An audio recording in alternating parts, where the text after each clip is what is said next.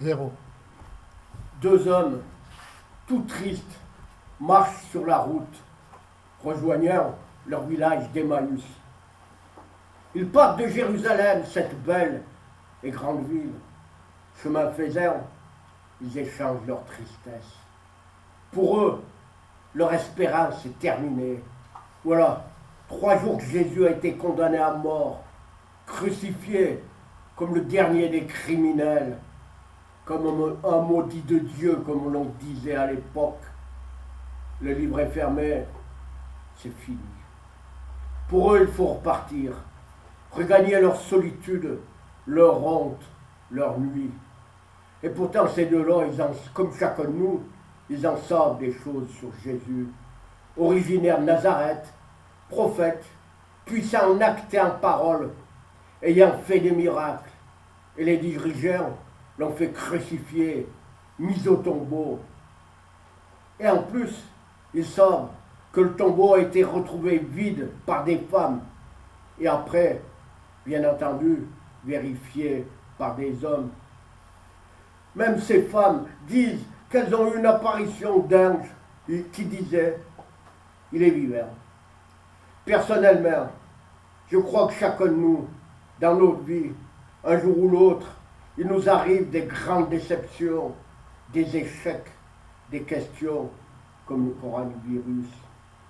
Parfois, avec le confinement ou ailleurs, nous croyons être seuls sur la route de notre vie. Vous le savez aussi bien que moi, la solitude est terrible, quand chacun ne pense qu'à ses propres problèmes.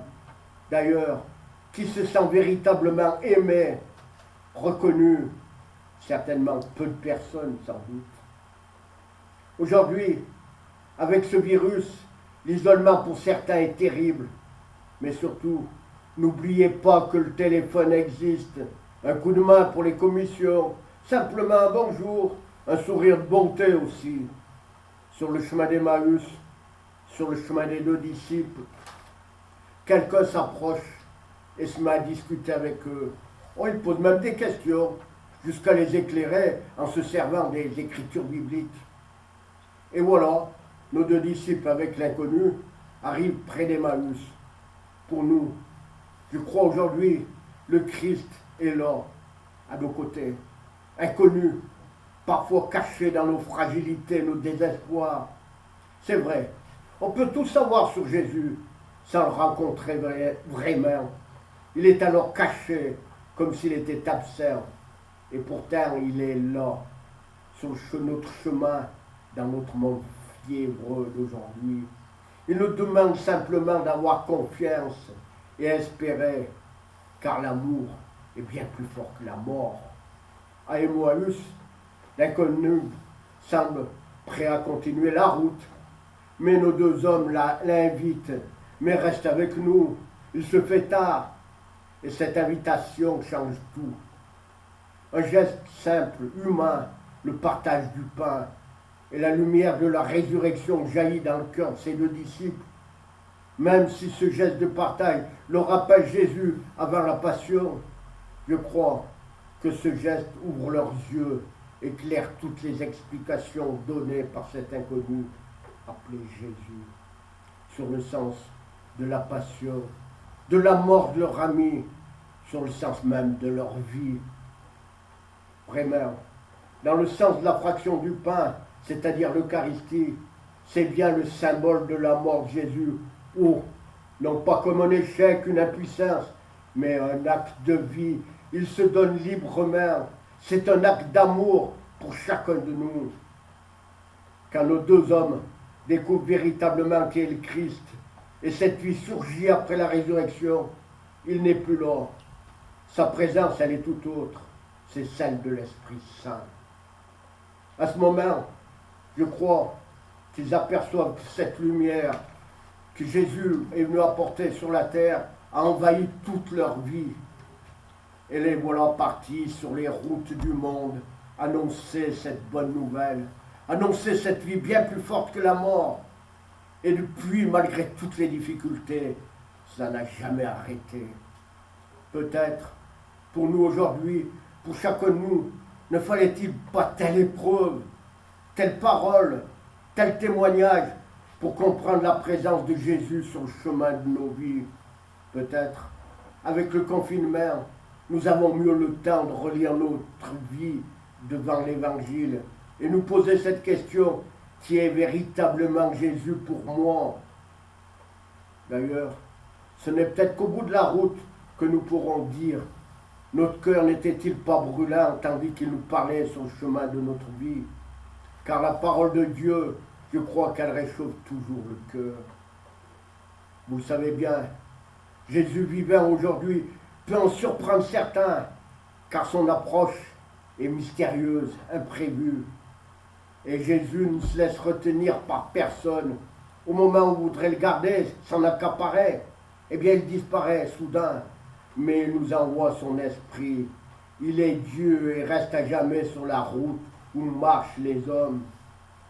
Mais nous pouvons découvrir cette présence de Dieu, Père, Fils, Esprit, dans la foi, la confiance, la prière, l'étude de l'Évangile, les relectures de notre vie, le partage avec les plus petits et surtout l'Eucharistie, ce symbole du pain partagé.